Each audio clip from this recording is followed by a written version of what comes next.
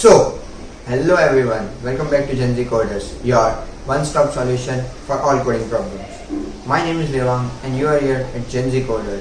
So, yeah, I was late.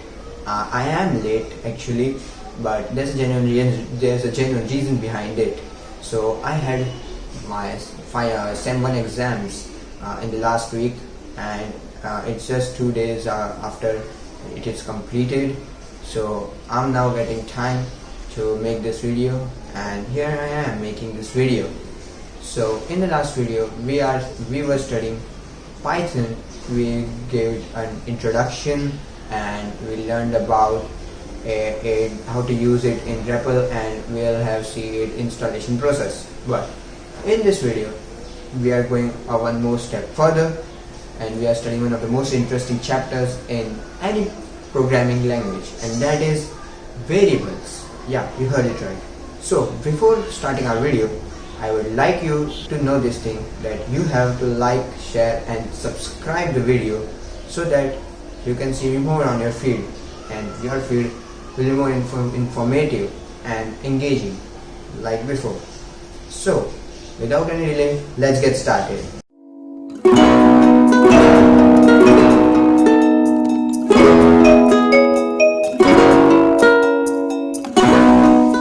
So, first things first. Now, let's start with the most basic question. I know what you're thinking. What are variables? So, variables are nothing. I'll explain it to you. Keep calm, patience. So, to understand variables efficiently, you have to hear a real life analogy. So, imagine a box with a label, and it has some objects as well. So if you convert this analogy into a programming language, so the box would be your variable, the label would be your variable's name, and objects are the values you can simply keep in your variables. The objects, the type of objects you can keep in a variable are also different, and we will study about this in our further video. That would be basically data types. Yeah, the next video after this variables. And fun fact, it will come fast and early as it is. So by this analogy you can understand what a variable is. Now let's take some real life examples. Your bag, your school bag basically, which has a company's name on it or either your name on it, and it has certain items which can be stored in them, like water bottle, tiffin, books, etc. So your bag is like a variable, and the objects inside it are values, nothing but they are simply a values. So by this analogy you can really understand variables in a stunningly simple way. So now the next question you should be asking is, Gen Z Coder Pro, how do you make these variables? So to understand this, we are going straight forward to the computer screen. Welcome to this camera angle shift, and I know what you have been noticing. The shirt is changed, the background or the camera angle is changed. So don't worry about this, guys. You are in an educational video, and so your first task is to learn. So now I've changed the camera angle, so it's an indication that we are going into computer screen. So let's go into computer screen. Let me show you this. So now we are going to create a new file, that is variables.py. Opening this file and giving it commenting variables. Variable. Now you know what are variables. I've already given you the explanation and topic. So how to declare variable is something which is more important than studying about variables. If you compare it with other programming languages like C++, Java, I don't know about Java. I have experience of coding in C++. I don't know any other languages for the C++.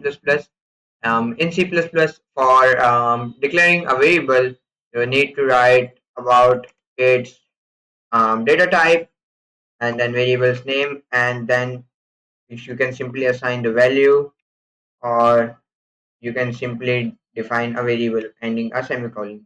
But Python doesn't work like this. Python is readily a simple language, a merely syntax-based language. There is no syntax, and there are no obligation, no rules in Python, so you can directly define your variable. Yeah. Let me show you. So let's suppose I'm storing name. Name is equals to after the space. Name is equals to Rohan. Name is equals to Rohan. And if I want to store age is equals to 18. So by these two distinct lines, you can see the print name, and these are all AI generated. I have AI coding assistant with me. So let's not focus on this. So you can see, you can observe a really something different thing, that variables can store a string as well and a number as well. But in C++, if you want to store a string, you have to write character, or you have to specify the data type. But in Python, you can simply write your name of the variable equal to operator, and then the value you have to assign to this variable.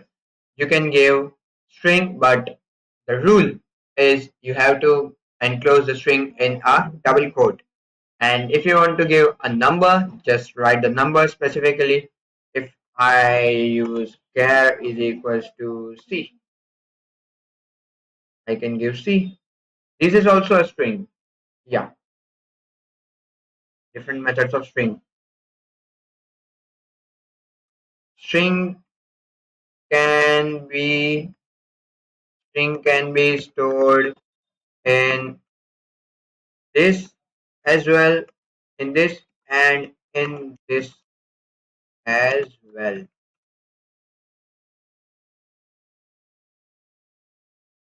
So you can store string in double quoted string, or you can simply store a string in single quote as well. There is no obligation, there is no rule, there is no judging in Python. So these are our variables name, and for now we are going to our new section, and that is concept ka corner. So in this concept ka corner, let me clear all this garbage here. For the concept ka corner, we are storing variables name, variables variables name convention, typo error, variables name conventions. Now, what are name conventions? Name conventions are a set of rules defined by the governor, or you can the governor in the sense developer of the language. In C++, we have conventions for all. We have syntax, dedicated syntax, but in Python there is no syntax. But yeah, you have to follow some rules, some sort of rules. So you have to follow some sort of rules in Python as well. And these variables name rules are same in every language. You name it Java, C++, Kotlin, Rust. If you have to define a variable, you have to follow these naming conventions. The first naming convention is you can't give your variable's name as a special character. That is, print can't be your variable. Let me use this print, and now for output. See, what is this? The code is not working. Just like this.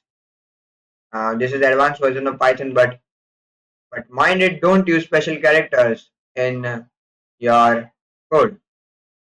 The variable name should not start with print. And the second rule is variables can't start with a number. See, there is error occurring.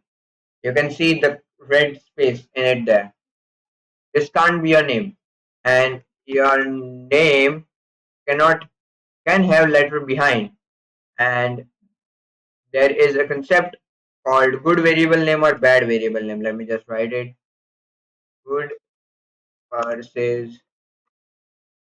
bad variable name. That is, a bad variable name is a is equals to Rohan. So for understanding this, you have to consider this, that I'm making a result generator model. So I'm working on a project that will give me the name of the student and the output of marks. So First, let's define a variable. A is equals to, for storing name. So I type A is equals to Rohan. B is equals to age is 18, and C is equals to his marks, and that is 72. So now I know what your question might be. Why this is a wrong variable's name or a bad variable name? Because if your code consists more than 1,000, 2,000 lines, further you are going to write that much of code when you come in industry, then you might fall. You might fail to remember what are those A, B, C, or what variables name I declared when I started the code. So this is a bad practice. To avoid this, you have to name your variables something meaningful, like name underscore student or student underscore name. Name underscore student is equals to, let's suppose I contain Rahul,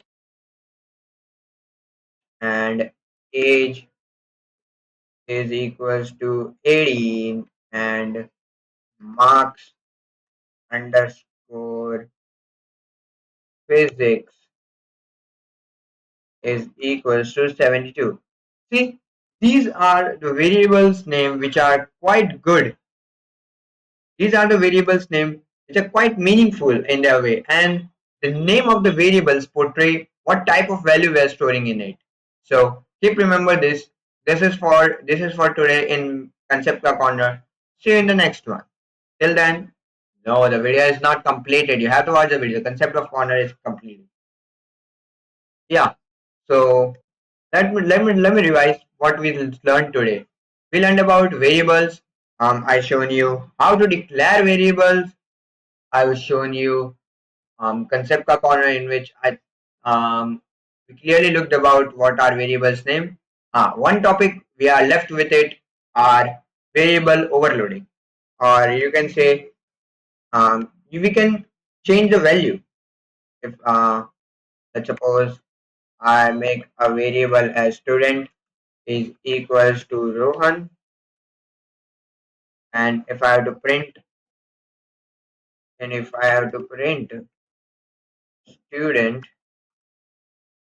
I can simply type this and you will get your output.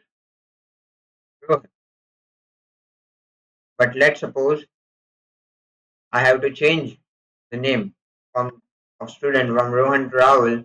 You can do it as well. Student is equals to Rahul, and then you can simply print student.